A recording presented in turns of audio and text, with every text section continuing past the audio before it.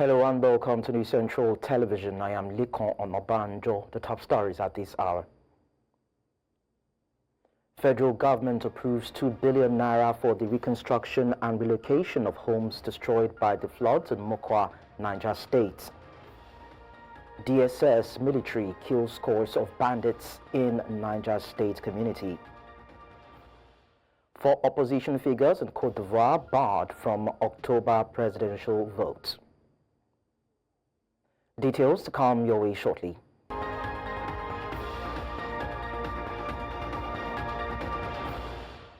We begin in Niger State, where the federal government has approved the sum of 2 billion naira for the reconstruction and relocation of homes destroyed by the floods in Mokwa, Niger State. Vice President Kashim Shettima made the disclosure on Wednesday during a visit to Mokwa village to convey the federal government's sympathy to victims of the natural disaster and to assure them of support.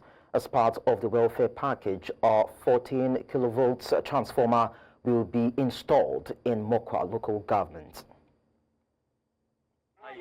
On behalf of President Bola Tinubu. The President was personally distressed by what happened in Mokwa,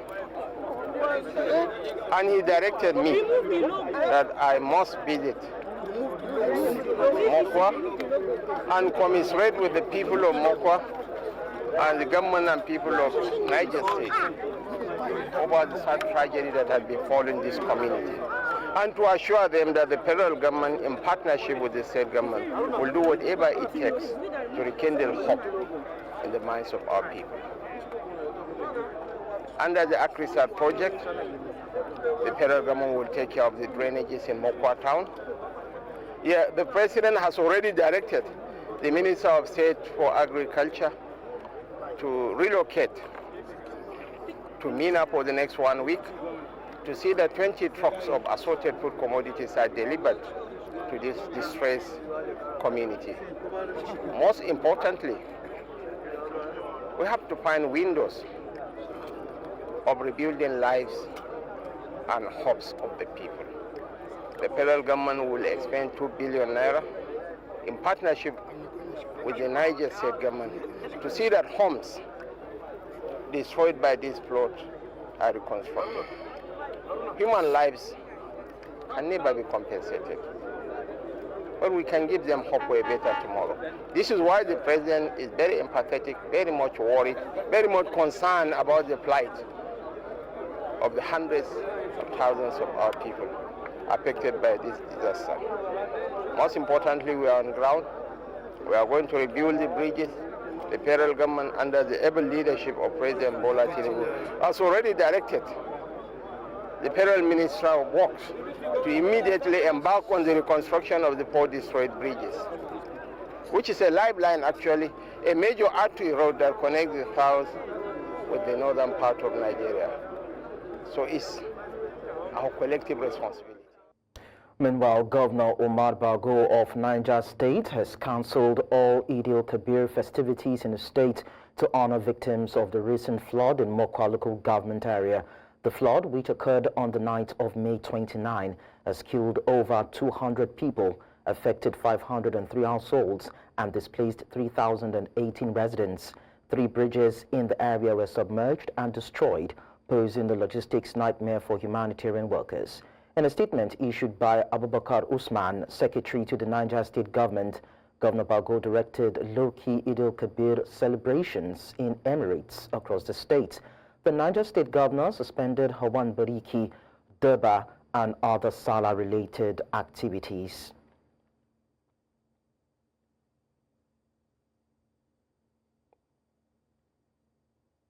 In the meantime, the National Emergency Management Agency has deployed officials to 15 high-risk states to warn residents of impending floods and encourage early relocation.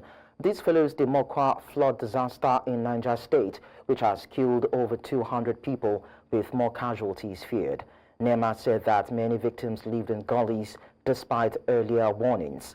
The agency's press head, Manzo Ezekiel, listed affected states including Kogi, Imo, Taraba, and the Federal Capital Territory. Advocacy teams have been sent nationwide offering emergency training and evacuation plans. Meanwhile, NEMA's Director General visited Mokwa within 24 hours of the incident, and the federal government has denied that dam releases caused the flood, attributing it to climate-induced rainfall and blocked drainages. Ahead of Eid al-Kabir, police in Kano State have reaffirmed the ban on Durbar activities across the state to ensure public safety. Authorities say threats identified during Eid al-Fitr remain, and any attempts to breach security will be strictly handled. Intelligence reveals plans by miscreants to exploit Durbar for chaos, prompting continued enforcement of the ban. Meanwhile, Emir Mohammed Sanusi II has announced plans to hold the Salah Carnival amidst fear of generating negative reactions from the supporters of rival Emir Aminu Ado Bayero. The Emir instructed all traditional leaders in the state to be present at his Kofod Kudu Gidan Rumfa Palace on June 4 to begin preparations for the carnival.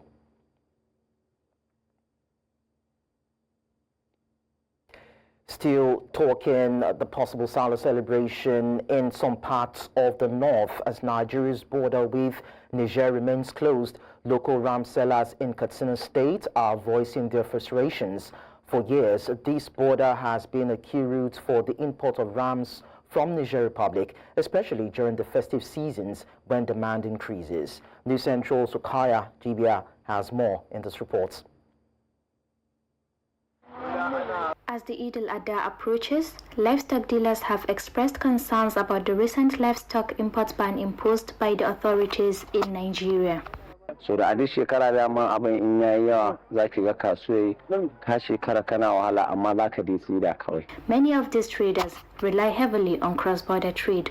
However, the Nigerian government temporarily banned livestock import to stabilize domestic prices ahead of the Eid celebrations. Since the closure was enforced, the scarcity has led to price hikes and increased competition for the limited rams available. A gaskiyar lamari mu dai bamu ji daɗin rufewar ta ba, saboda dabbobin mu a nan gaskiya sun ɗan karanta haka, ba su irin yawan nan ba da sauransu da.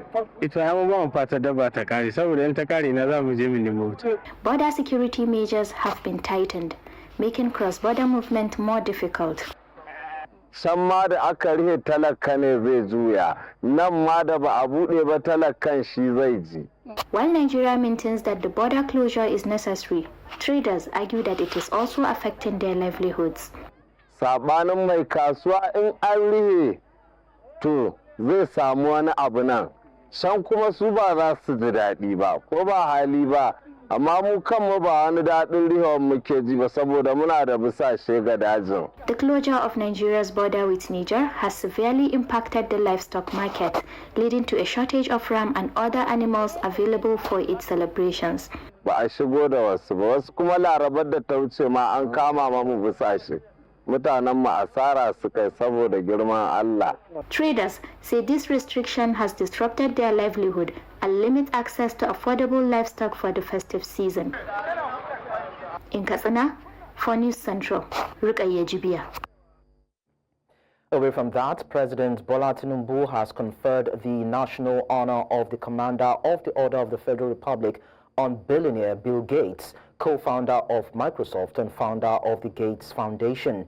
Gates, one of the world's wealthiest men, has revealed that the majority of his $200 billion pledge over the next 20 years will be dedicated to supporting health and development initiatives across Africa. It was received by the President, Nigeria's Minister of State for Health and Social Welfare, Mohammed Ali Pate, and the CEO of Dangote Industries Limited, Aliko Dangote, at the President's residence in Lagos State. All I need to say is thank you, Bill Gates, for your indivisible commitment to humanity.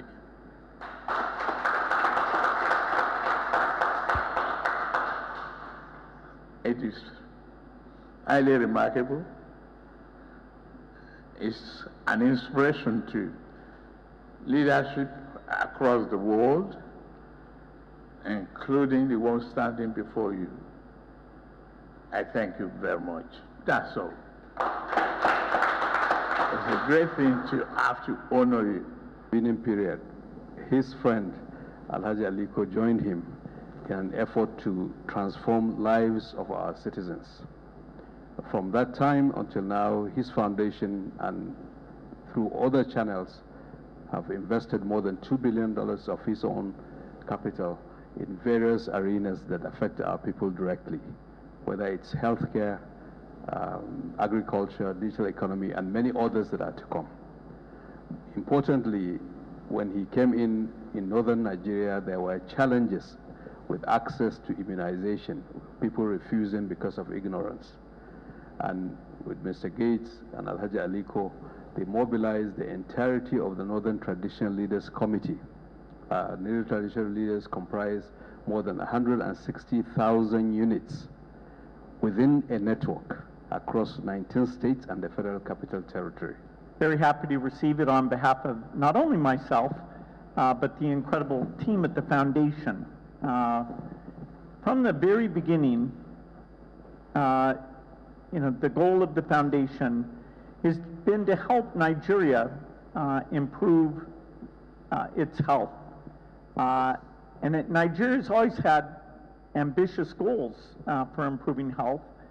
And three of the people here today are great champions of that cause. Of course, the President making health a priority, Mohammed Pate, who we've worked together throughout the great challenges, including, as was mentioned, the incredible progress that was made on polio, and of course Aliko Dangote, who I've gotten to know and share a lot of great work together. We'll now go on a break on the news. When we return, DSS military kills scores of bandits in Niger State community. We'll tell you more in a bit. To stay with us.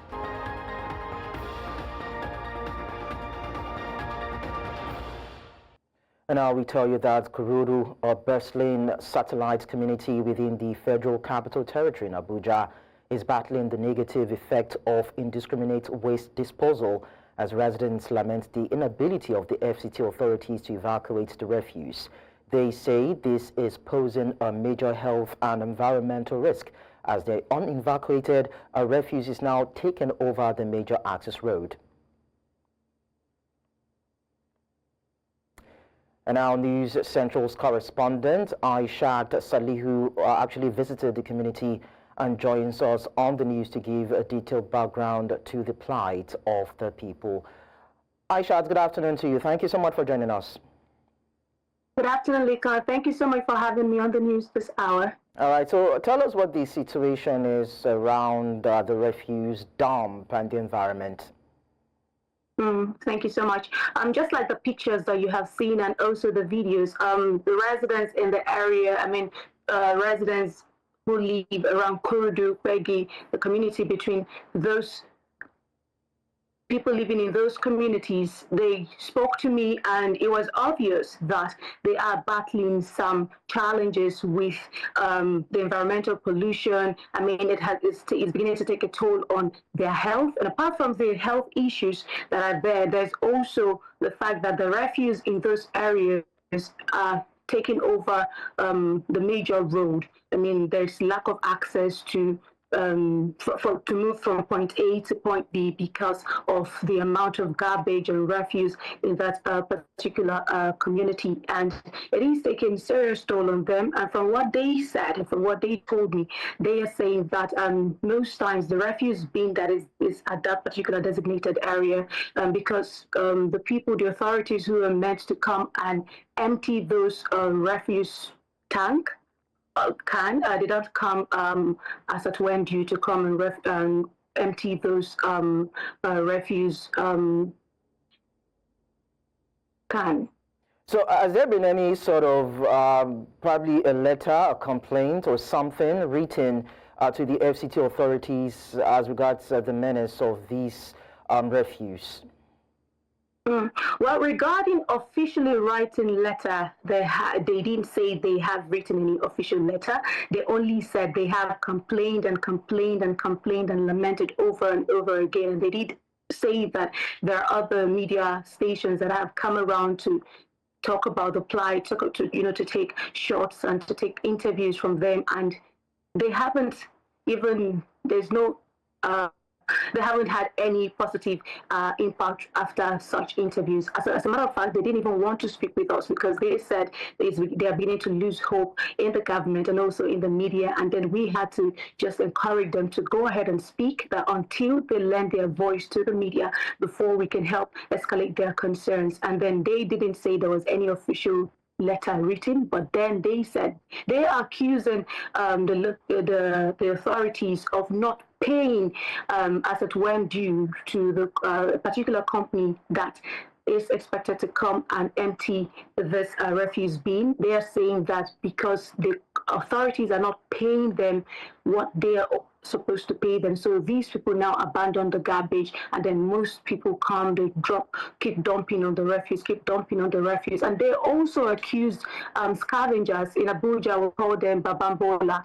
So they also accuse them of the activities of the scavengers, and these scavengers are the ones who sometimes when people come to dump refuse at that particular bin, the scavengers do not even allow these people to dump them appropriately. They go on to collect the refuse from them just because they're trying to scavenge and also take out whatever they can in terms of metal and other items, plastics, bottles, or whatever is in the refuse. So because of that, it creates room for proliferation of more waste within the area, and then people moving from one point to another. It just creates a whole mess in that area, and then it is taking effect on a huge toll on their health and also environmental pollution.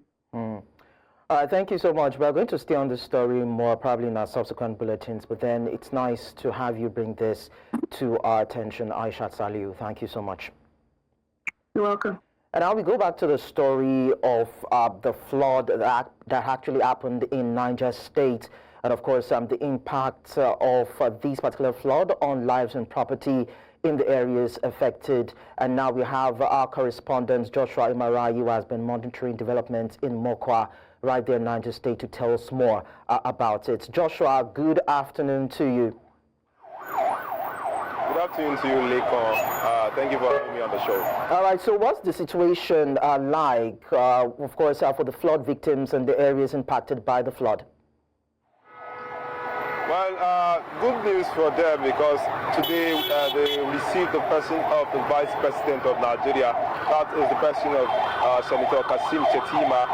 He represented the president, paying a courtesy visit to those affected by the flood incident. And of course, as you can see, I am quite happy for them, because the relief they all sought for finally arrived.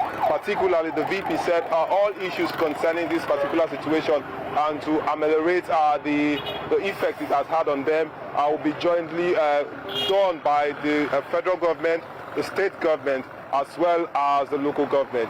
Well, the VP further went ahead to say that the president has approved a sum of 2 billion naira for the rehabilitation and relocation of those who were affected by the flooding, to get a new home for them, particularly in somewhere deemed feasible by the state government. He also went further to say that on the electricity, because the flood actually carted away their transformer, so they've not been having light for some days now. Well, on electricity, he says the federal government has approved a 14 MVA transformer to be delivered to them in the coming days.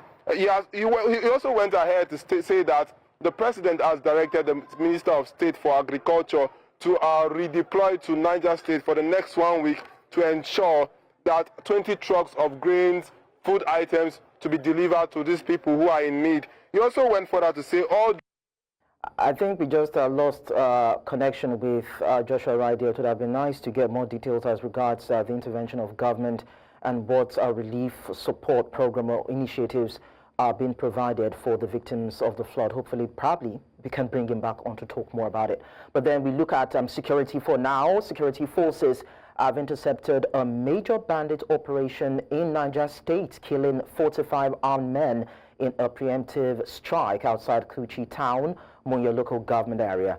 The coordinated operation was led by tactical units of the Department of State Services and supported by the Nigerian military. According to security sources familiar with the operation, the offensive was based on intelligence that linked the movement of over 100 heavily armed fighters from Bilbis Forest in Maru local government area of Zamfara State and parts of Kaduna State to a planned attack in Kuchi.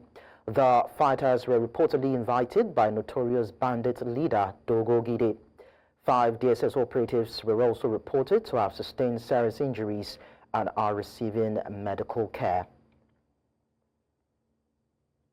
Now, still talking security, Benue State Governor Hyacinth Alia has received the Chief of Army Staff, Lieutenant General Olufemi Oluyede, who has relocated to the state due to worsening security situation in the state. Alia, who discussed with the Army Chief behind closed doors, briefed critical stakeholders on their deliberations, which he said was geared towards taking a direct approach to surmounting the degenerating security situation in parts of the state. Lieutenant General Oluyede had, after the meeting with the governor, left immediately to engage with his commanders to confront the lingering issues of insecurity which brought him to the state. Official reports say attacks have almost become a daily occurrence and has left nearly 100 people dead in the past week alone. Several others are reportedly injured or maimed, and several houses burnt, leaving many homeless.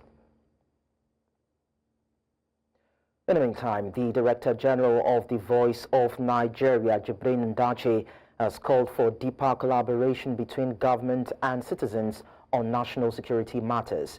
This was during the inaugural National Citizens Engagement Forum on Security with the theme Renewed Hope Agenda, Citizens Engagement and National Security. The Central's correspondent, Bettina Nwili, tells us more. The forum convened a diverse group of stakeholders, including heads of security agencies, civil society representatives, academics, youth leaders, media practitioners, traditional and religious leaders from across the country. The Director General of the Voice of Nigeria says that the forum aims at rebuilding public trust and fostering deeper collaboration between government and citizens on national security matters. Fellow Nigerians, let us remember, security is not just the business of security agencies. It is our own responsibility. It is a collective endeavor, a national project, a shared journey. It demands courage, commitment, and collaboration from all of us, government, media, civil society, and citizens alike. The event featured 2 thematic panel sessions, one to explore the challenges affecting public confidence in Nigeria's security framework, and the other highlighting the proactive role of citizens and the media in promoting national security. Information is critical, especially for the media, for citizens to understand what is going on, because like we said, the issue of fake news, falsehoods, false narrative, people not meaning us well, and somehow we seem to also be buying into all this falsehood. Sometimes I imagine when you see people celebrating when there are failures, it's only someone who doesn't really know what's going on that want to believe or want to pray for his country to fail, forgetting the fact that if your country fails, which means you have equally failed. The Voice of Nigeria Forum signifies a commitment to a citizen-centric approach in addressing national security challenges. If you talk of the institutions, institutional capacity building is very important. Institution must be well established, as well as the capacity building or the capacity of the operators, the staff, the operatives is very important. So the policy is there, strong policy, national security policy, including national defense policy are there. Then you need to get it, implemented. You have to execute it. By facilitating open dialogue and collaboration, the forum aims to strengthen the partnership between the government and the populace in safeguarding and improving the nation's peace and stability. In Abuja, for News Central, Bettina Nwili. Now we tell you that fear and frustration have taken over and held on to residents, including traders in Mushi area of Lagos State, who are said to be grappling with a disturbing rise in nighttime attacks by gangs of hoodlums. Armed with weapons, these young miscreants are said to be terrorizing several communities, prompting urgent calls for government intervention. Our correspondent, Oluwakemi Alimi, has more in this report. It's a cry for help in Mushi. Residents and traders across communities like Omoni, Ogungbaye, Adeyemi, Martins and Luth Road say they no longer sleep with both eyes closed. According to residents, groups of up to 40 hoodlums, mostly teenagers and young adults, have been invading their streets, mostly between 12 midnight and 3 a.m. and sometimes as early as 8:30 p.m. Armed with cutlasses, machetes and occasionally small firearms, they loot shops, break into homes, vandalize cars and steal critical components from vehicles parked on the streets. Everywhere in this area, they come every night. If you see them coming this night, you may think say they won't come back tomorrow, they will come again. So it has been happening. What I want government to do for us, you see that Ojawolowo, that Awolowo market, there is some guys there doing nothing. If they pursue them, if they pursue those armed robbers and those boys here, they run to that market, jump inside the market. That was the end. Residents say the attacks have been persisted since the beginning of year 2025, becoming more frequent and brazen, despite community efforts to defend themselves. 4 a.m. So I just saw a large bang on the door. Bang, bang, bang, bang. We are appealing to the security agent. They are much. Those guys are inside this Awolowo market. They need to help us flush them. They're always there. In response, the Lagos State Police Command has swung into action, accompanied by the Area Commander of Area D Command Mushi and the Divisional Police Officer of the Alakara Division Mushi. The State Police Public Relations Officer led a patrol of the hotspot areas. The Commissioner of Police has directed the immediate deployment of additional tactical teams to this area to ensure that all of these nefarious activities are brought to a stop. Immediately we got a report of this incident. The area commander in this area mobilized his DPOs and a raid was carried out immediately. And we successfully arrested 23 of these teenage miscreants. Investigation is ongoing and very soon they will all be prosecuted. The Commissioner of Police urges the good people of Mushi and Lagos at large to go about their lawful duties, to not be scared. We have seen things for ourselves. We know where to channel and deploy the additional resources that the Commissioner of Police has made available here. The police assure residents that normalcy would soon return, urging them to remain calm and report suspicious movements. Meanwhile, the communities hope the renewed presence of security forces will finally bring an end to months of unrest. In Lagos, for News Central, Oluwakemi Alimi. And we go on our short break, and when we return, we'll bring you the rest of the stories. Do stay with us.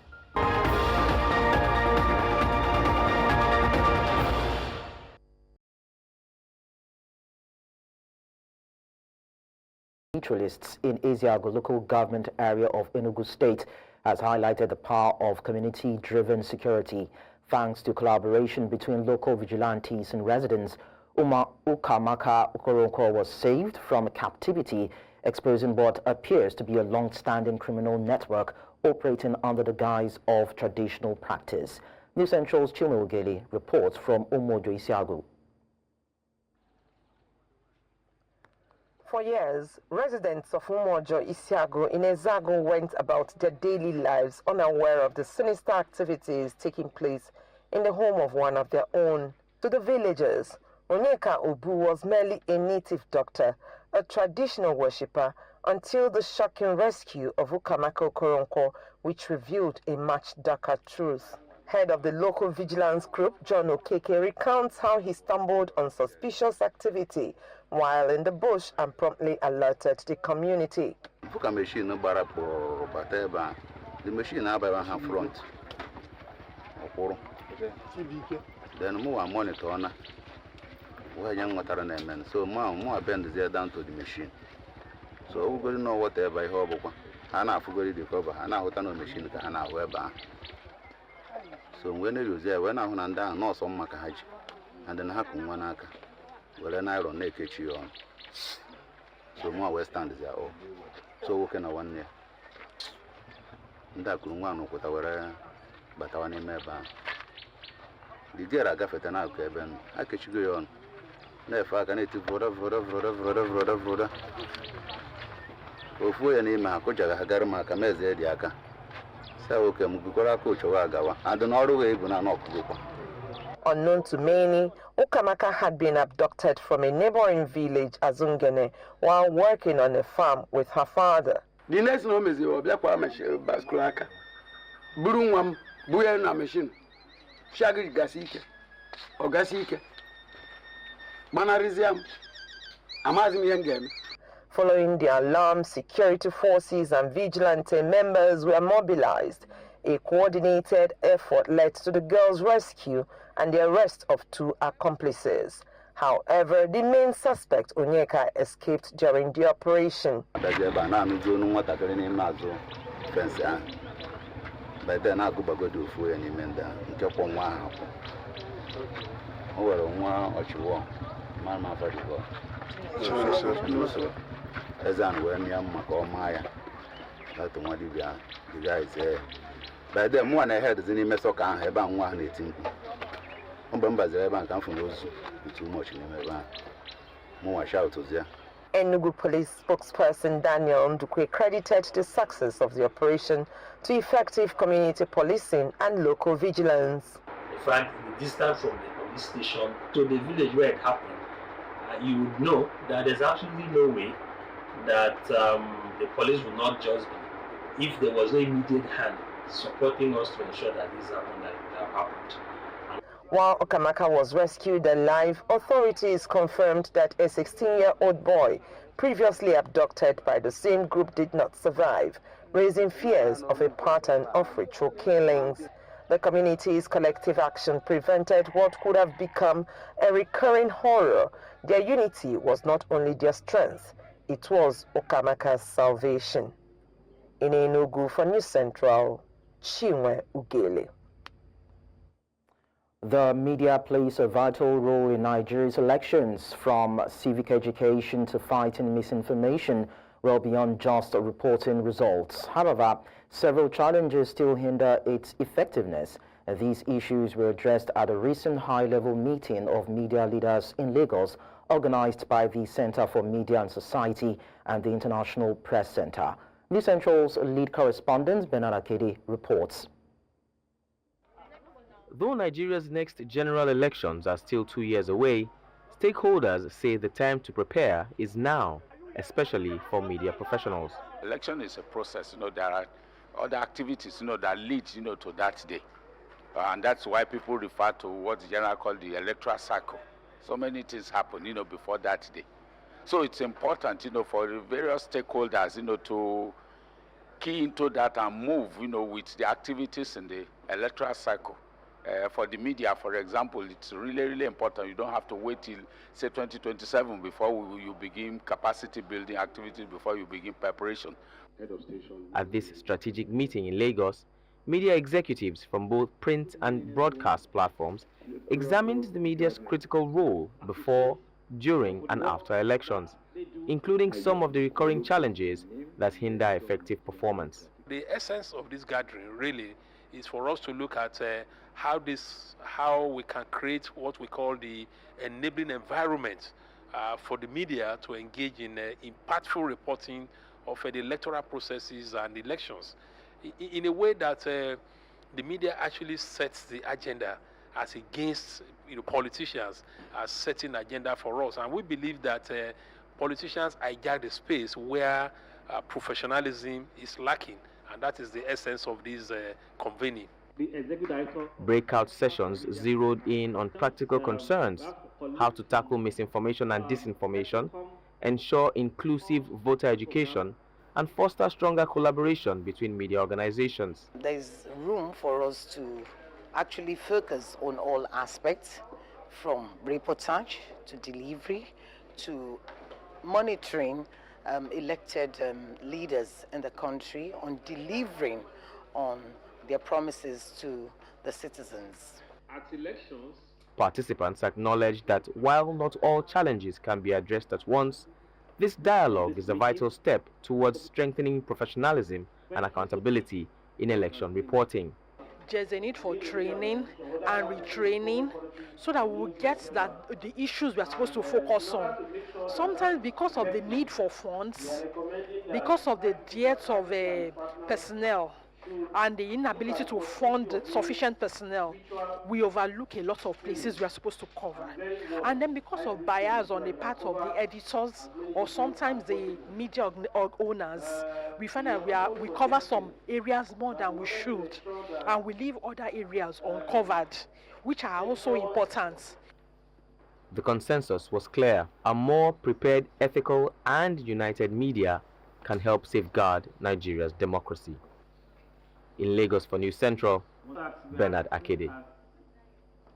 Coming up on the news, 4 opposition figures in Côte d'Ivoire barred from October presidential votes. We'll bring you the details in a short while. To join us again.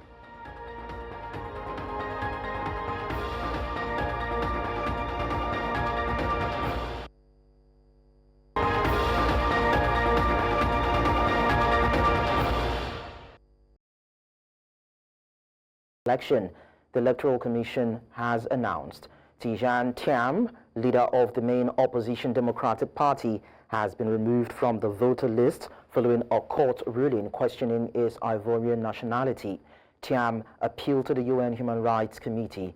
Former President Laurent Gbagbo, ex-Premier Guillaume Soro, and former Minister Charles Blegodet have also remained ineligible due to past convictions.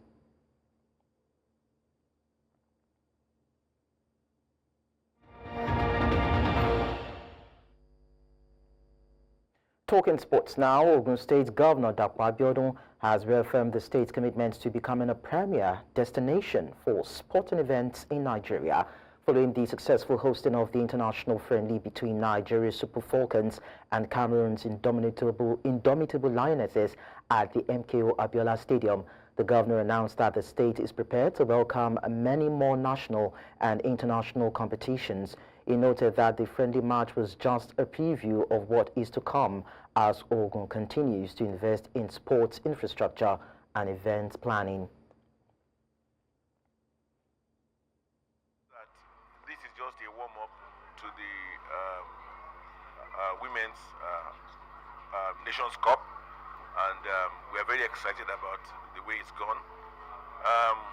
It's also a warm-up for other competitions that we'll be holding here. We have the under-18, under-20 African athletes competition holding here. We also have the WAFU also be holding here. So for us, we proposed to create an enabling environment for a sports economy, and I believe that we've done just that. And that's all at this hour on the news, but then we look at our top stories before we go. The federal government has approved 2 billion naira for the reconstruction and relocation of homes destroyed by the floods in Mokwa, Niger State. DSS military have killed scores of bandits in Niger State's community. We also told you that 4 opposition figures in Côte d'Ivoire have been barred from October presidential votes. Do remember that you can send your eyewitness report to the WhatsApp number on the screen. And you can follow us on social media. We are at News Central TV.